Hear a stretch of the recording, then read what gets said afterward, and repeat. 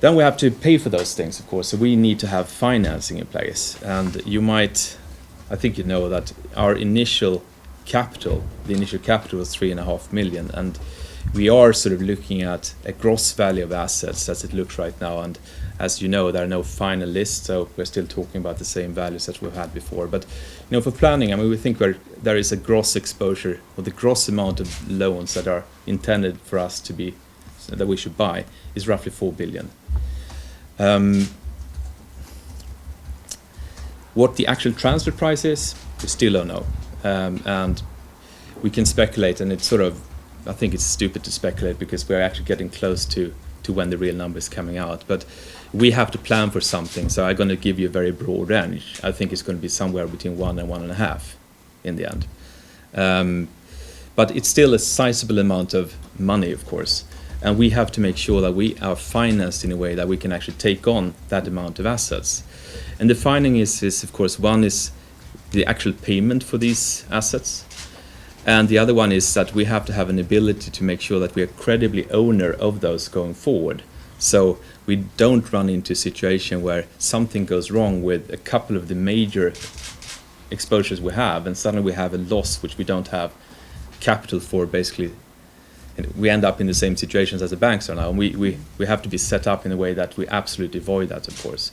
So that means that we have to have a financing solution. There's an equity part that needs to be financed, so we have enough equity to be credible. And there is, of course, should we call it the rest of it, which we can sort of finance with, for instance, bonds that are guaranteed and we will provide as payment to the banks.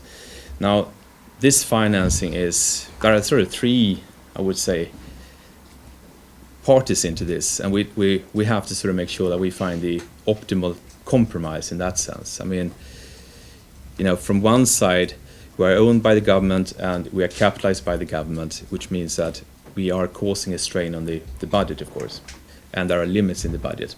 So that's one constraint.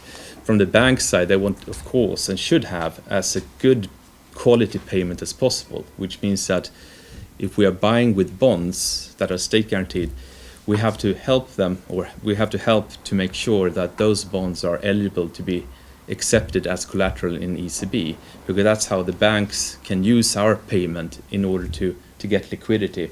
And liquidity is then used to start fuel the economy again by giving loans to good businesses. So we are working hard on making sure that the payment we have will be ECB eligible. You might know that ECB would never pre-commit a decision around that, but we have to make sure that we maximize the likelihood of the payment is accepted as such. So we are working directly with ECB and the Bank of Sweden in order to make sure that our payment is of a good quality as possible. And then us, of course, we want to make sure that we have to have a credible finance and enough capacity to handle a scenario going forward which might be worsening before it gets better. So big activity around the financing. There's a lot of sub-activities around that, but I'll probably tell you more when we're actually through with them, because we're in the midst of all this, and there are, for instance, certain things we need to change in the bylaws in order to make this happen, which there was a meeting on this morning, and there are many things happening in this aspect which needs to be in place in the next couple of weeks.